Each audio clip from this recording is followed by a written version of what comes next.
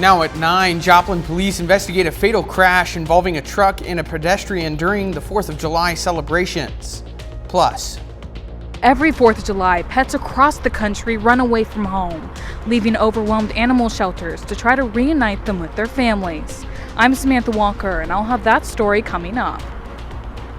And how you and your kids can stay safe while staying cool at a splash pad. The 4 states' most watched news starts now. This is KOAM News at 9 on Fox 14. I'm Anthony Saviello. Joplin police say a vehicle yesterday struck and killed a pedestrian who was lighting fireworks in the street.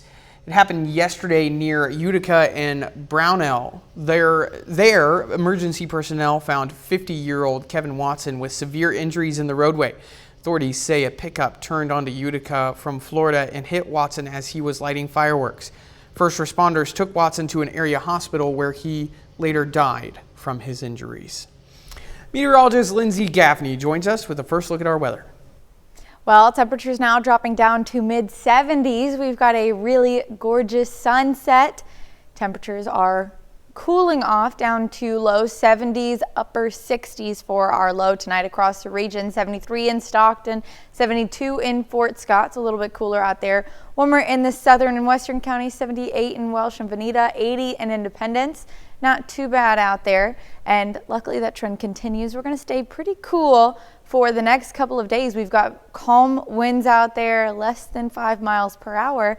And overall, we're going to stay dry. We do have a cloudy night, but overall for the next couple of days, we're not going to get a lot of rainfall activity, and we're going to stay relatively cool. We do start to warm up by Sunday, and we've got rain chances in the forecast on Sunday as well. We'll talk more about that in just a bit. All right, Lindsay, thanks. A house fire in Carthage, possibly caused by discarded fireworks, is just one example of the fire risks the 4th of July brings. According to the National Fire Protection Association, fireworks caused more than 31,000 fires in 2022.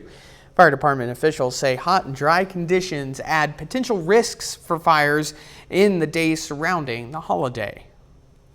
With the weather being dry, and it's always dry on the 4th of July, we know that there are going to be accidents, and so we prepare every day, but we're usually normally more prepared on the 4th because we just know something's going to happen. Fire officials say one of the most common reasons for the 4th of July related fire is improperly disposed of fireworks. They recommend soaking your fireworks in water before disposing of them and keep the trash can away from any homes and structures. Now, 4th of July weekend is often filled with barbecues and fireworks, but the festivities aren't always fun for everyone. During the holiday weekend, more pets run away than any other time of year. KOAM Samantha Walker spoke with a local shelter to learn more about the increase in lost pets. The fireworks are very stressful for dogs. It's something that scares a lot of them off. According to the American Kennel Club, some animal shelters across the country report an intake increase of roughly 30% in the days following the 4th of July. The Joplin Humane Society says while they do not see as drastic of surge in strays being brought in as one might assume, there is a noticeable increase. They are much more likely to escape because people are traveling, they're going out to see the sights, and the fireworks are very stressful for dogs. It's something that scares a lot of them off. But I would say that the summer in general is when we see a higher intake rate just overall. He says the shelter has already seen owners calling to look for their lost loved ones. Shelter workers say the best thing pet owners can do during this time of year is make sure their pet is microchipped and has updated contact information on their collar. The average individual who might not know to look for a microchip, they still have that number that they can call and try and reunite that pet as soon as possible. Shelter workers say there are certain steps community members can take to help lost pets themselves this holiday season. Just take it to a vet or to the shelter here. We will scan it for a microchip and see if there is any information. You can post it on things like Nextdoor, Facebook. Try and find the owner that way. And I would also just encourage you to go out in the area you found it, knock on doors, say, have you seen this dog? Do you know who might own it? Because the likelihood is it lives in that area. Reporting in Joplin, Samantha Walker, KOAM News. Workers at the Joplin Humane Society recommend trying to keep pets inside in the coming days as fireworks continue to go off, and avoid taking them to large public gatherings where they may be encouraged to run away. Joplin residents today had a chance to meet with City Chief of Police Chief Richard Pearson, held a community conversation at Andy's Frozen Custard. He sat down and talked with residents, answering any questions they may have about him, his job, and the police department. People can just come in, sit down, have a cup of coffee, a glass of sweet tea, and tell me what's on their mind. Things that they would like to see the police department do, things that would like to see the police department not do, and just give me their input. You know, how else can I best serve the community if I don't interact with the community? The next community coffee event will be with Mayor Keenan Cortez. That will be on Saturday, July 13th from 8 to 10 a.m. at Zinc Coffee. Folks in Lamar, Missouri tonight brought their best rides out for a Freedom Cruise. Classic cars and trucks were on display for people to check out, but it's not all about the vehicles. Attendees were encouraged to bring a new, unopened, unwrapped toy for local kids in need. We're going to go to children in Barton County. We asked for ages 0 or 1 to 18, male or female. And so we'll just give those to we'll get with maybe the police department. They may go there and they may help us hand them out, but they will go to children in Barton County, Missouri. Trophies were handed out to owners of 3 of the top rides on display. If you're looking for something to do this weekend, the city of Toronto, Kansas wants to invite the public out for Toronto Days events. The event picks up tonight at 7 with live music and a huge firework show at dusk. Tomorrow's a full day if you missed today, starting at 7:30 in the morning with a biscuit and gravy breakfast, and following up with a car show, cornhole competition, big cat contest, live music, and a parade. Organizers are proud of the big event in this small city. It's really great for our town. You know, the Booster Club members and everybody love our town, and it's just so nice to have everybody come to town and kind of celebrate, like, everybody coming together, working hard for this big event. And it's nice that it's such a great event that other people come from outside of town just to enjoy the day with us. Tomorrow night concludes with a street dance. Sunday features a mud volleyball tournament. Coming up, with rates of uterine cancer on the rise, we'll tell you the warning signs to watch out for. It's the most diagnosed gynecological cancer in the U.S. Despite advances in cancer research and treatments, death rates for endometrial or uterine cancer continue to rise. And Black women are more likely to die from the disease. Mandy Gaither has the signs to watch out for in the fight one family is waging after losing a loved one. She was the most outgoing, caring person in the world. In September 2020, at the age of 63, Sherlyn Webb was diagnosed with uterine cancer, but was told the disease had been caught early. We thought that it wasn't going to be that bad. But during treatment, Webb's son says things went downhill. There were therapeutic complications. Less than a year later, Webb died. For us, it crushed us. Webb is not alone. Black women are more than twice as likely to die from uterine cancer compared to other racial groups, according to the National Cancer Institute.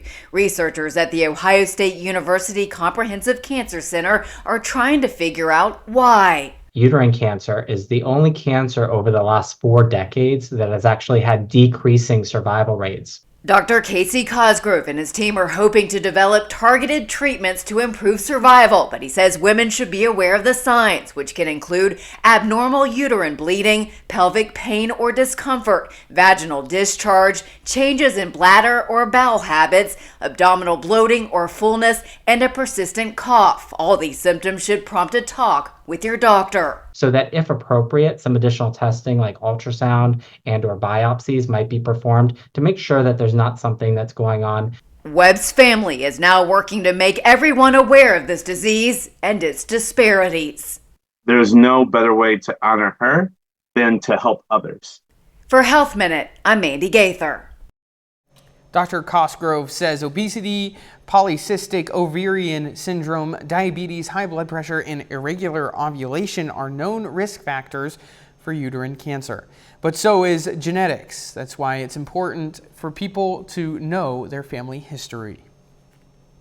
New York and Danish researchers say they have identified new proteins that flood the brain during a migraine. That could help develop better migraine treatments. It's estimated that 1 out of 10 people experience migraines. Lindsay is next with a complete look at the forecast, and later, the Joplin Outlaws take on the top team in the Mid-American League, the Albine Flying Bison.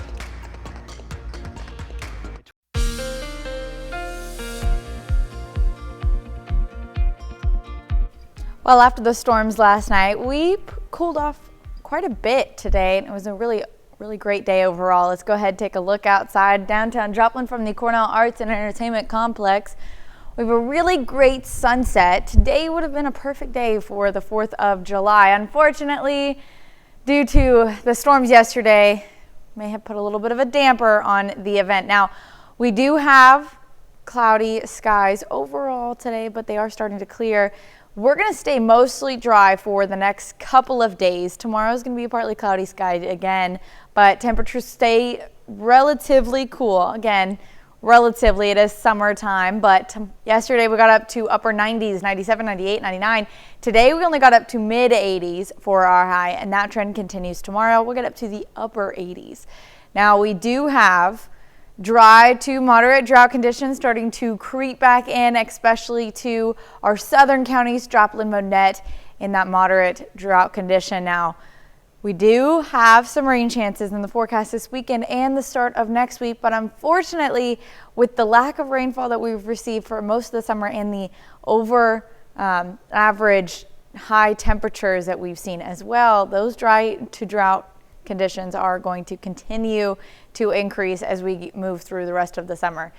Overall, Saturday is going to be a pretty nice day. We've got high temperatures in the upper 80s, low 90s, partly cloudy skies, pretty nice day. A cool night down to the lower 70s and upper 60s. Now, we move into Sunday, we're going to warm up, 93 for our high, so mid to lower 90s for our high on Sunday. Still relatively cool from what we've seen the last couple of weeks.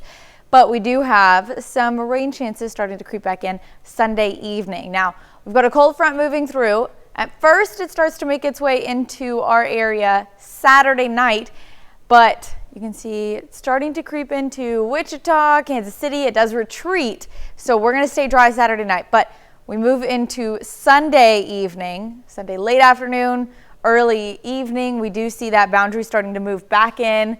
Kansas City, Yates Center, that'll continue to move in. Now, as of right now, it's not showing much on the model, but this is a convective system, so it does fire up as these storms, all the indices line up on that boundary. That is going to continue through Sunday night, early Monday morning. However, we do have more rain chances continuing Monday afternoon all the way through early Tuesday morning. After that cold front moves through Monday, we drop the temperatures down to 85 Monday, 83 on Tuesday, 89 on Wednesday, but we do warm back up by the weekend up to 95 on Friday. Few possible late showers on Saturday, but overall temperatures stay back up into the upper 90s by next weekend. I enjoyed my break from the heat. Well, you'll get it again. I mean, Good. Tomorrow's going to be another good day. We've got the storms starting off the week, but other than that, back into the mid 80s and it'll be sunny. It's going to be nice. Perfect week. Yeah. Yes. All right. Thanks, Lindsay. Splash pads are known as a fun way to stay cool in the heat, but the CDC says there could be some health risks to be aware of. KOAM's Melissa Alexis spoke with members of the community about how they approach splash pad safety. Splash pads can be a popular place to cool down in the summer, but the CDC says they could expose children to bacteria that could make them sick. This is something that Brian Matchell has at the top of his mind as a grandfather. I don't want my children to come across something that where another child has put staph infections and different types of the microbiological type of infections. According to the CDC, between 2021 and 2023, 3 young kids died from a brain-infecting amoeba after playing at a splash pad. Experts say it's important that kids don't accidentally swallow water from the splash pad. Well, we're always concerned when we have any of our little grandchildren is if they're in a park of some type that there's not bacteria spreading of some kind. There's so many different types that we're not aware of, and kids touch everything. Shiloh Sluter, a camp counselor, says it's important to make sure kids aren't sick when they come to splash pads. Make sure they have the temperature's good and make sure like they're feeling good. And if you see your kid is not feeling well, just go ahead and take them out of the splash pad, take them home so like we can keep everyone safe and we can keep the splash pad bacteria free. The CDC says that not all splash pads are required to disinfect the water, which means contaminated water can recirculate and cause illnesses. Something Sluter tries to avoid by disinfecting surfaces when she can. Me personally, I would have wiped it down as a mom, but yeah, that's just one thing to be careful. It's like other people around you are sick and COVID is still a thing, so just be careful. Sluter says that her main priority is allowing her camp kids to have fun while making sure they're safe and healthy. Reporting in Carl Junction, Melissa Alexis, KOAM News. Of course, we'll have more information on how to stay safe on our website, KOAMnewsnow.com. Coming up, keeping the AC on. As millions of Americans sweat their way through heat warnings and watches, can the U.S. electric grid stand up to the pressure? I'm Caroline Shively in Washington. I'll take a look. Coming up. More than 150 million people across the United States are under heat advisories this holiday weekend. The current forecasts and other extreme weather events are causing concern among some about the reliability of the nation's power grid. Fox's Caroline Shively has more from Washington.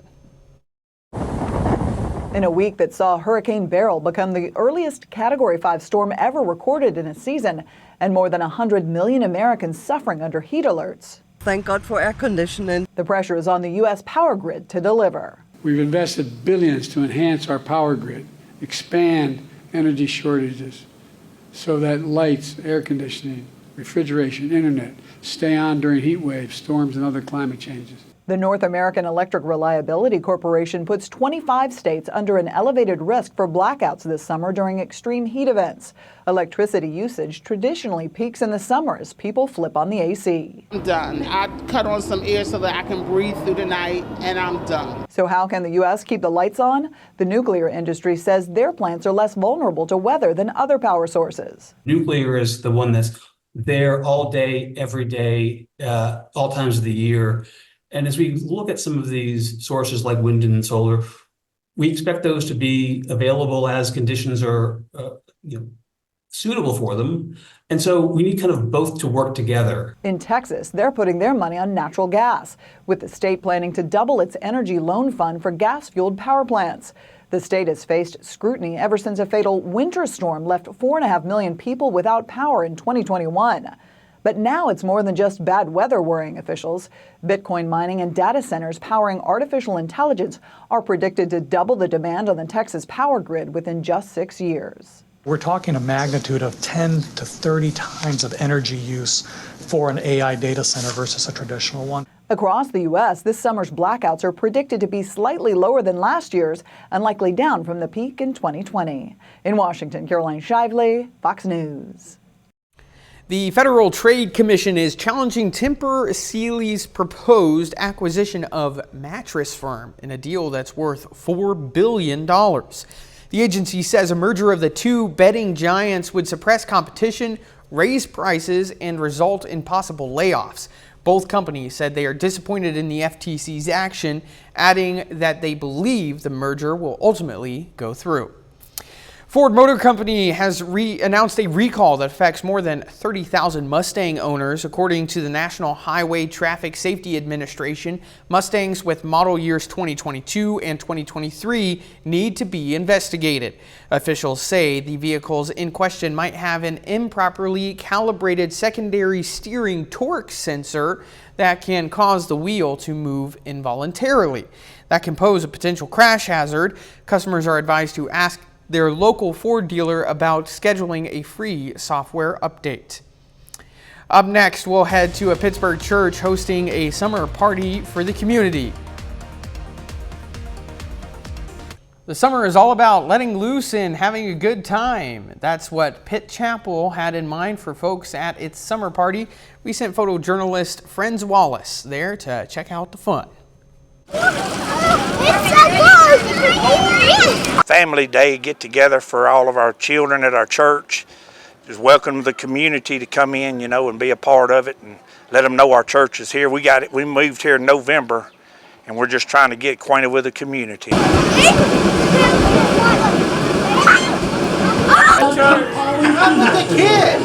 out more at Kayla. I would jump in the water. Our arms are open, and we want to go beyond this today. I mean, we want to reach out to the community, show the community we're here, we love you, and if you need us, we're here. I mean, that's the main thing. The event ended with a fireworks show. 30 more minutes of news, weather, and sports coming your way. The Kansas State Supreme Court rules on the legality of 2 anti-abortion laws passed by state lawmakers. Plus, President Biden hits the campaign trail to regain support following last week's debate. You're watching the 4 States Most Watched News.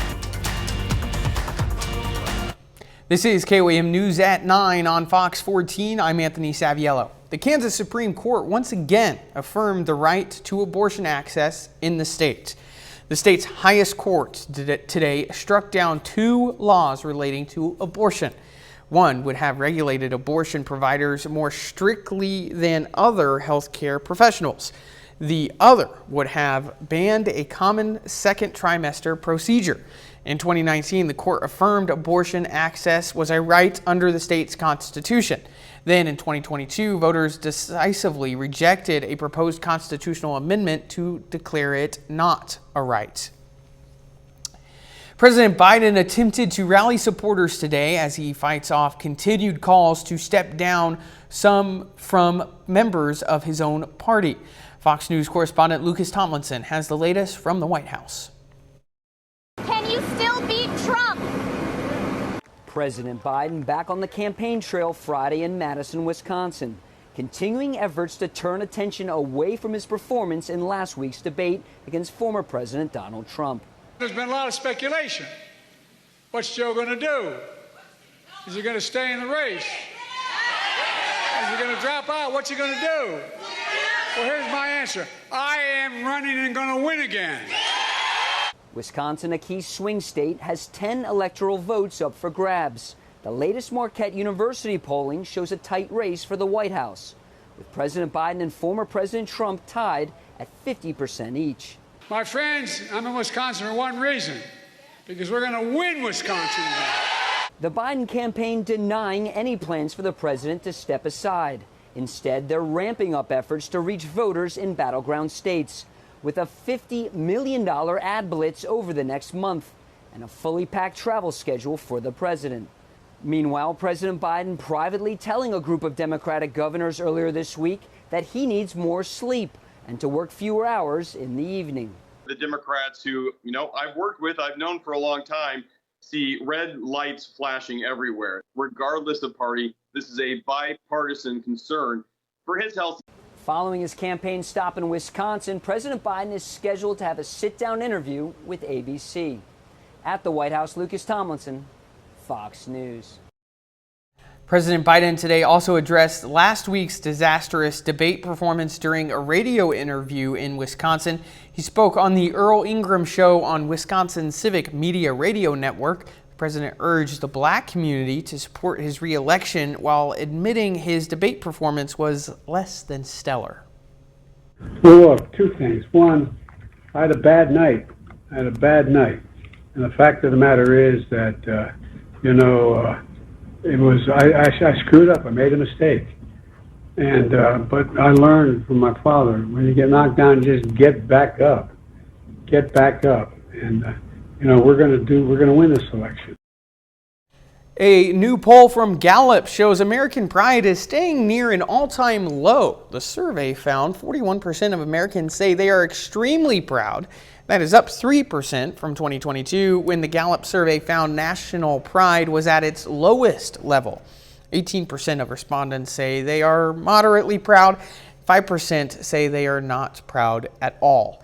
Gallup points out that the highest level of American pride was after the 9/11 terrorist attacks. More than 1,000 people participated in the survey, which was conducted from June 3rd to the 23rd.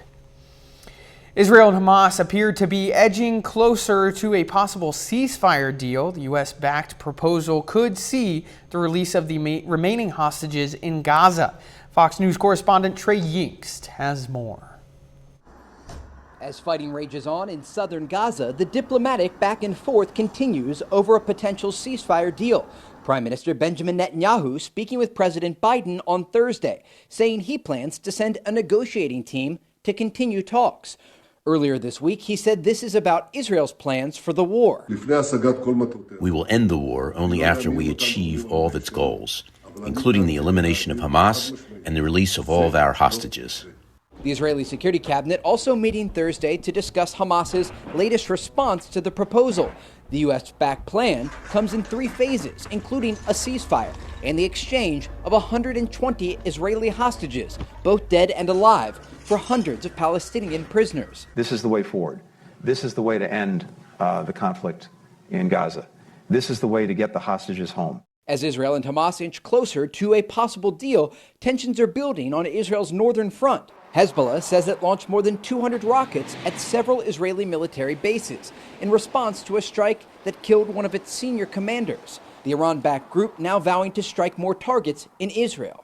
Israel's having tremendous success down in the Rafah and Khan Yunis areas. Strategically, one of the things that geopolitics demands is that you divert attention away from where your enemy is having success. Hezbollah has said it will stop its attacks if there is a ceasefire between Israel and Hamas.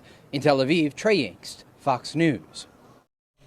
A bit later, how law enforcement deals with illegal fireworks.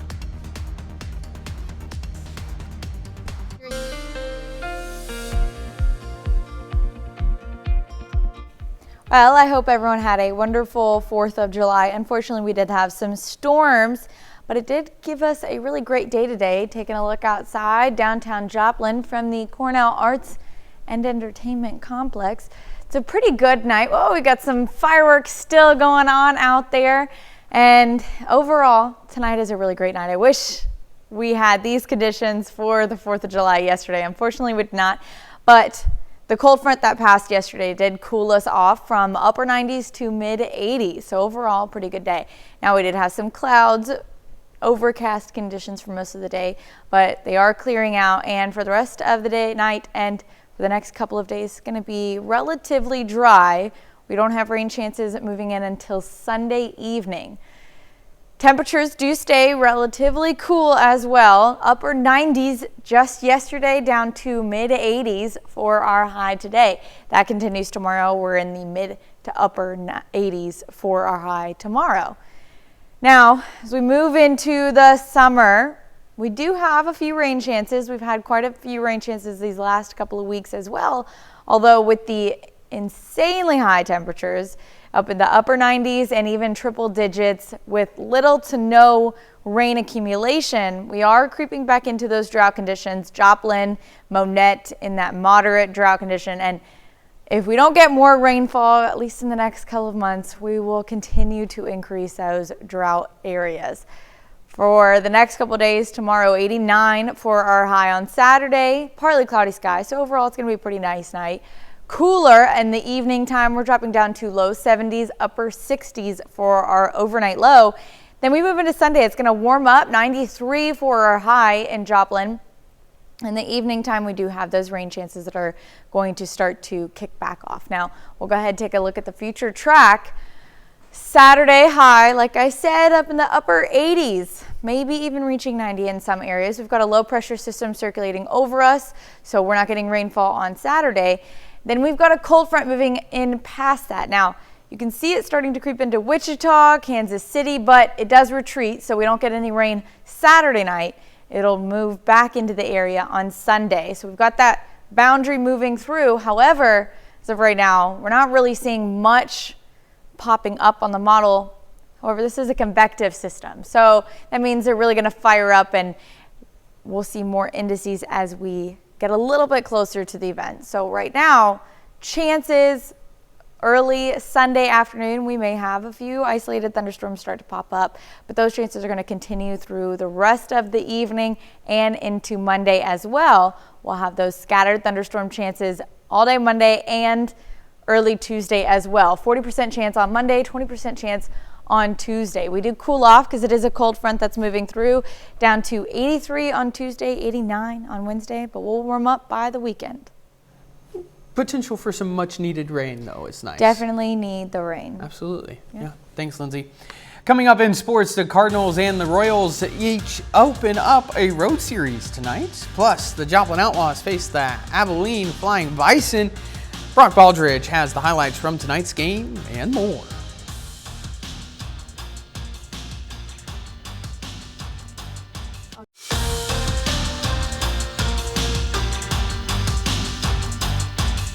The Joplin Outlaws return to Joe Becker Stadium tonight. This evening, the Outlaws welcome in the first place Abilene Flying Bison.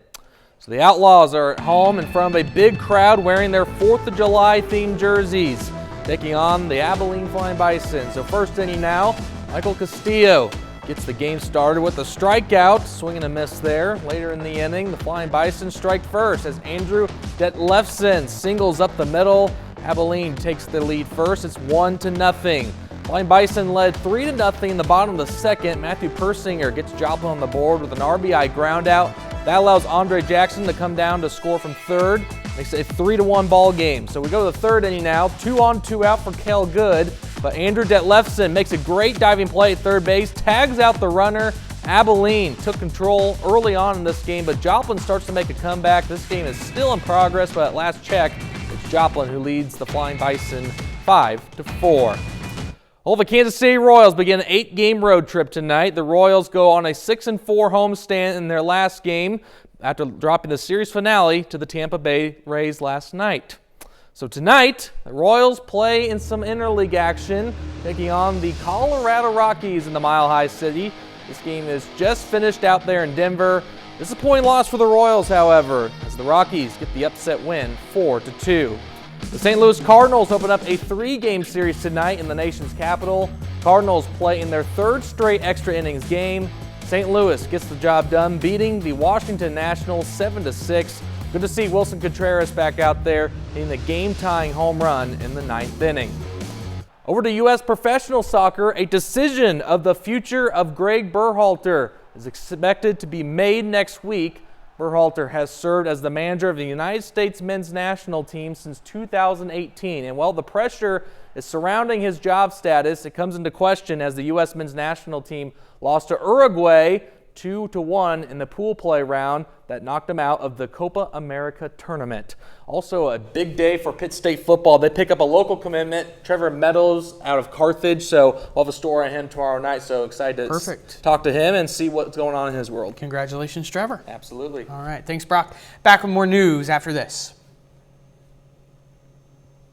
Thousands of pounds of illegal fireworks were seized and hundreds were sighted on 4th of July in the Las Vegas Valley.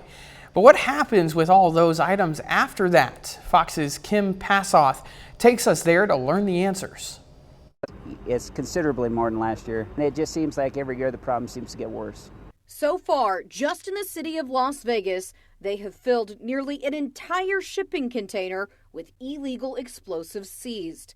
That's despite fines being up this year at minimum $500 a pop. I think people just see everybody doing it and they think it's okay. Scott Thompson, a fire inspector for Las Vegas Fire and Rescue, says these hazardous materials can't be shipped off to a landfill. Fireworks are an explosive, so they need to be treated as such. You can't just dump them. You don't want to just blow them up because you can cause injury, you can cause wildland fires. If you're going to destroy them, they have to be at an armory, at like a National Guard spot where they dispose of ordnance. It's that serious. One 55-gallon drum of hazardous waste can cost $10,000 to dispose of. So Clark County and the cities within it have entered into an agreement with local wholesalers, TNT and Phantom Fireworks, and will resell everything here. And at the end of this season, they take all the illegal fireworks and they pay us pennies on the pound.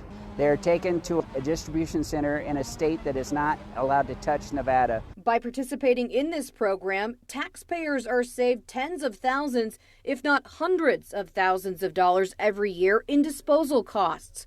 The money made covers fireworks enforcement, which there is a lot more of this 4th of July.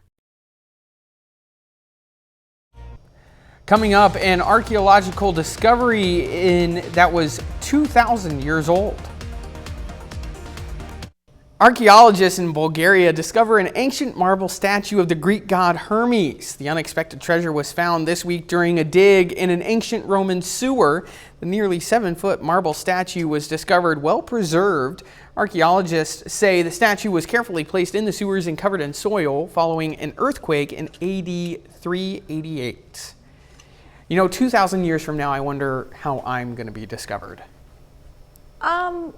I don't know if anyone's going to build a statue of you, but keep dreaming. It is your birthday, so dream big. Big birthday shout out to our very own Anthony Saviello. Anyone who wants to create a birthday statue of me is welcome to do so it can be discovered 2,000 years from now. Lindsay, that's not going to happen. I'm sure a lot of people are going to get hopped too. They're going to do that just for you. Anyway, that's our time for tonight. Thanks for joining us. We'll leave you with a video of a wolf pup at Chicago's Brookfield Zoo. From all of us here at KOAM, have a great night.